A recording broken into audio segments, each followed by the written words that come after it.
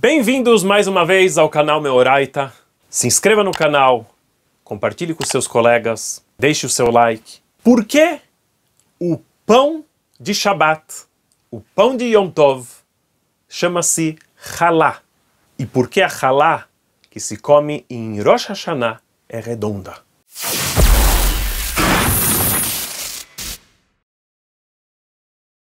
Há uma mitzvah na Torá chamada Challah. Não é o pão que se come no Shabbat e no Yom Tov. Challah é uma mitzvah. Toda vez que você fizer uma massa de pão, em uma quantidade mínima, estipulada na Torá, você precisa separar uma parte desta massa e dar para o Kohen, para o sacerdote. Esta mitzvah é conhecida como Hafrashat Challah, separar a Challah. Challah é esta parte que precisa ser doada para o Kohen. Na época do templo, esta parte era de fato entregue ao Kohen, e o Kohen precisava comer esta massa, assada logicamente, com pureza. Uma vez que hoje em dia, infelizmente, todos nós estamos num nível de impureza que não nos permite comer da Challah. O Kohen não pode comer da Challah nesse estado de impureza. Por isso, nós separamos bem pouca massa, como Challah, e queimamos este pedacinho de massa que foi separado. Uma massa que tem, a partir de 1,2 kg de farinha, precisa se separar Challah. A partir de 1,666 kg, já se separa Challah, fazendo a berachá lehafrish Challah min haissah. Esta é uma mitzvah que deve ser feita com qualquer pão. Qualquer pão que a pessoa faz tem a obrigação de separar a Challah. O mesmo acontece com o pão que nós fazemos para Shabbat e para Yom Tov. Temos que separar esta parte de Challah. E no caso, hoje em dia, queimar este pedacinho. Se não separamos a Challah, é proibido comer desta massa. Proibido comer deste pão. Bom, se a mitzvah de separar um pedacinho da massa é Challah, por que nós chamamos o pão feito para Shabbat e para Yom Tov, aquele pão trançado, nós chamamos de Challah? O motivo para isto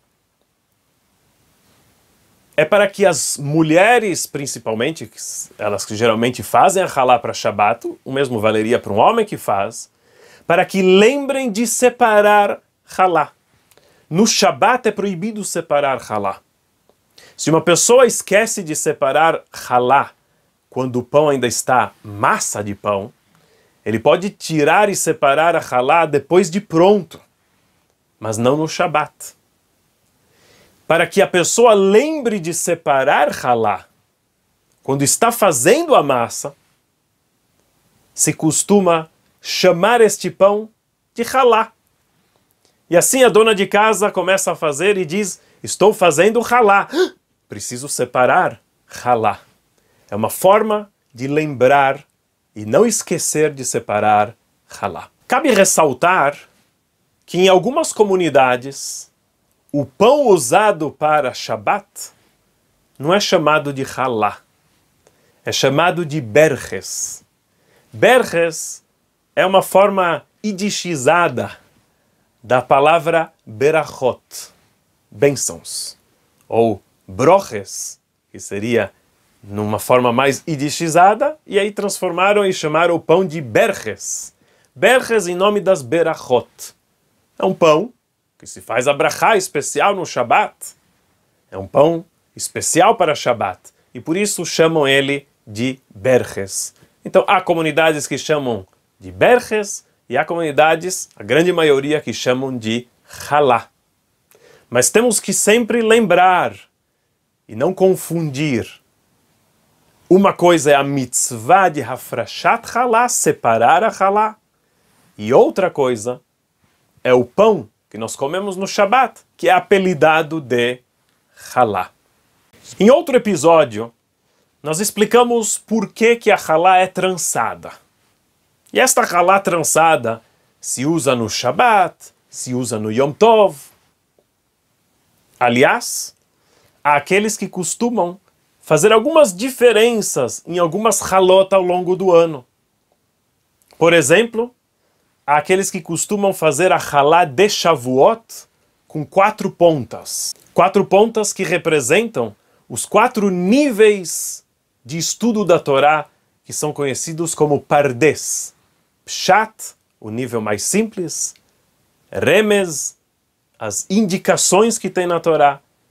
Derash, que é a parte de derivações das leis. E Sod, a parte mística.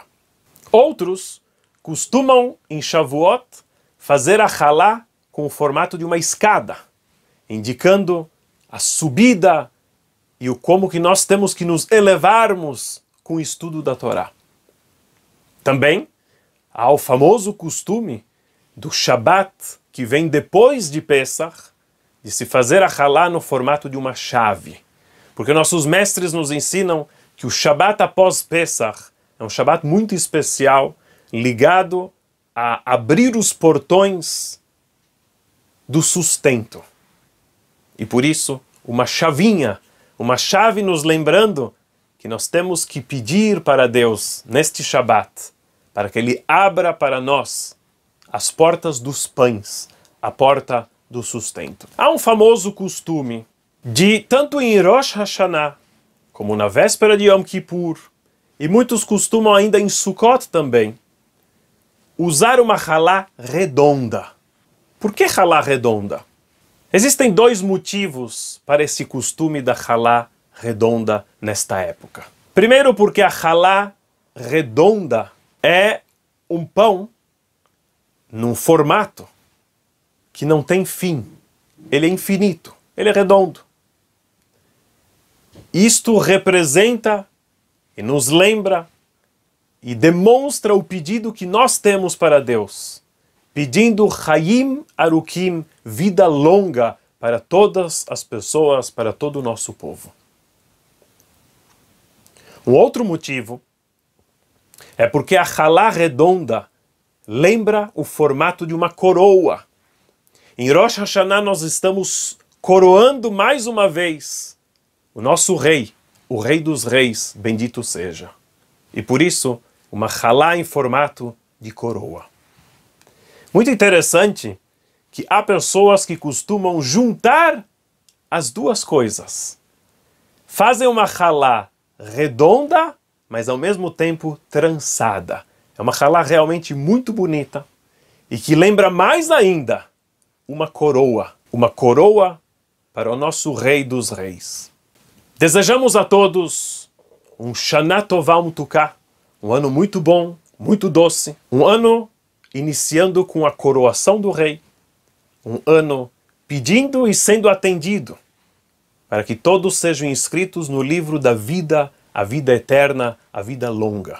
Espero que você tenha gostado de conhecer mais sobre os pães, as halot que nós comemos. Inscreva-se no canal, compartilhe com seus colegas. Um forte abraço diretamente de Jerusalém e até a próxima, se Deus quiser.